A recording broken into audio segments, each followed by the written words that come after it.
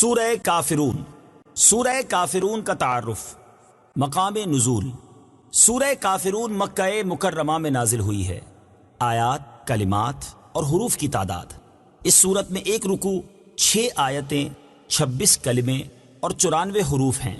کافرون نام رکھنے کی وجہ، اس صورت کی پہلی آیت میں یہ لفظ موجود ہے، اس مناسبت سے اسے سورہ کافرون کہتے ہیں۔ سورہ کافرون کے فضائل، نمبر 1، حضرت فروہ بن نوفل رضی اللہ تعالی عنہ سے مروی ہے، حضور پرنور صلی اللہ تعالی علیہ وآلہ وسلم نے حضرت نوفل رضی اللہ تعالی عنہ سے ارشاد فرمایا، تم قل یا ایھا الکافرون پڑھ کر سویا کرو، کیونکہ یہ سورت شرک سے بری کرتی ہے۔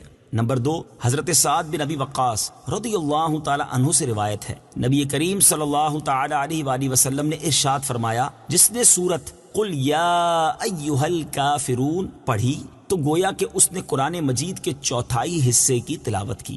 سورہ کافرون کے مضامین، اس سورہ مبارکہ میں مشرکوں کے عمل سے بیزاری کا اظہار کیا گیا ہے اور کافروں کی اس امید کو ختم کر دیا گیا ہے کہ مسلمان اپنے دین اور اللہ تعالیٰ کی عبادت کے معاملے میں کبھی ان سے سمجھوتا کریں گے۔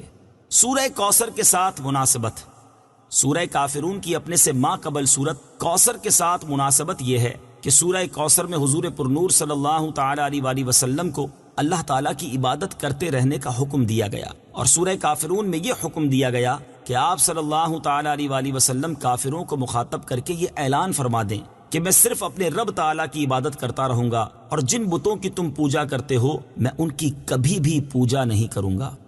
بسم اللہ الرحمن الرحیم۔ ترجمہ، اللہ کے نام سے شروع جو نہایت مہربان رحمت والا ہے۔ قل یا ایھا الکافرون لا اعبد ما تعبدون ولا انتم عابدون ما اعبد ولا انا عابد ما عبدتم ولا انتم عابدون ما اعبد لکم دینکم ولی دین۔ ترجمہ، تم فرماؤ اے کافروں، میں ان کی عبادت نہیں کرتا جنہیں تم پوجتے ہو، اور تم اس کی عبادت کرنے والے نہیں جس کی میں عبادت کرتا ہوں، اور نہ میں اس کی عبادت کروں گا جسے تم نے پوجا، اور نہ تم اس کی عبادت کرنے والے ہو جس کی میں عبادت کرتا ہوں۔ تمہارے لیے تمہارا دین ہے اور میرے لیے میرا دین ہے۔ قل یا ایھا الکافرون، تم فرماؤ اے کافروں۔ تفسیر صراط الجنان میں ہے، شان نزول، قریش کی ایک جماعت نے تاجدار رسالت صلی اللہ تعالی علیہ وآلہ وسلم سے کہا کہ آپ ہمارے دین کی پیروی کیجئے، ہم آپ کے دین کی پیروی کریں گے۔ 1 سال آپ ہمارے معبودوں کی عبادت کریں، 1 سال ہم آپ کے معبود کی عبادت کریں گے۔ رسول کریم صلی اللہ تعالی علیہ وآلہ وسلم نے ان سے فرمایا، اس بات سے اللہ تعالیٰ کی پناہ کہ میں اس کے ساتھ اس کے غیر کو شریک کروں۔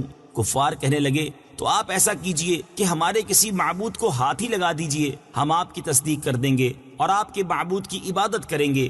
اس پر یہ سورہ مبارکہ نازل ہوئی، اور سرکار دو عالم صلی اللہ تعالی علیہ وآلہ وسلم مسجد حرام میں تشریف لے گئے۔ وہاں قریش کی وہ جماعت موجود تھی جس نے نبی کریم صلی اللہ تعالی علیہ وآلہ وسلم سے یہ گفتگو کی تھی۔ حضور پرنور صلی اللہ تعالی علیہ وآلہ وسلم نے یہ سورت انہیں پڑھ کر سنائی تو وہ مایوس ہو گئے، اور انہوں نے حضور اقدس صلی اللہ تعالی علیہ وسلم کو اور حضور پرنور صلی اللہ تعالی علیہ وآلہ وسلم کے صحابہ کرام کو اذیتیں پہنچانا شروع کر دیں۔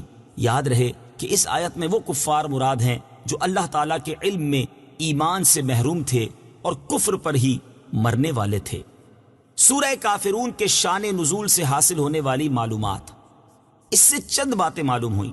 نمبر 1، کفار سے دینی صلح حرام بلکہ کئی صورتوں میں کفر ہے۔ نمبر 2، کفار کے بتوں اور ان کے مذہبی ایام کی قابل تعظیم سمجھتے ہوئے ان کی تعظیم کرنا کفر ہے۔ نمبر 3، مومن کے دل میں کفار کی ہیبت نہیں ہونی چاہیے۔ نمبر 4، کفار کو شرعی عذر کے بغیر اچھے القاب سے یاد نہ کیا جائے۔ نمبر 5، کافر کو بوقت ضرورت موقع محل کی مناسبت سے کافر کہنا درست بلکہ اسلوب قرآنی کے موافق ہے۔ ولا انا عابد ما عبدتم اور نہ میں اس کی عبادت کروں گا جسے تم نے پوجا۔ تفسیر صراط الجنان میں ہے۔ اس سے چند باتیں معلوم ہوئی۔ نمبر 1، انسان دنیاوی معاملات میں نرم ہو مگر دین میں انتہائی مضبوط ہو تاکہ کفار اس سے مایوس ہوں۔ نمبر 2، حضور اقدس صلی اللہ تعالی علیہ وآلہ وسلم کو اپنے مستقبل کی خبر تھی کہ وہ کبھی کفر، شرک اور فسق نہیں کر سکتے۔ نمبر 3، مسلمان کو چاہیے کہ اپنے بارے میں کفار کو مایوس کر دے کہ وہ اسے دین سے پھیر سکیں۔ ولا أنتم عابدون ما أعبد، اور نہ تم اس کی عبادت کرنے والے ہو جس کی میں عبادت کرتا ہوں۔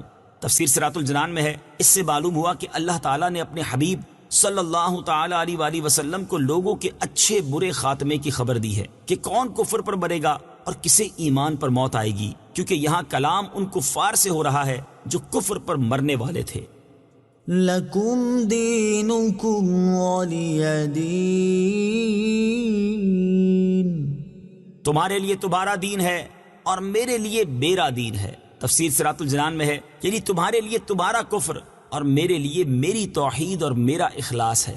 اس کلام سے مقصود کفار کو ڈرانا ہے، نہ کہ ان کے کفر سے راضی ہونا۔ صدق اللہ العظیم۔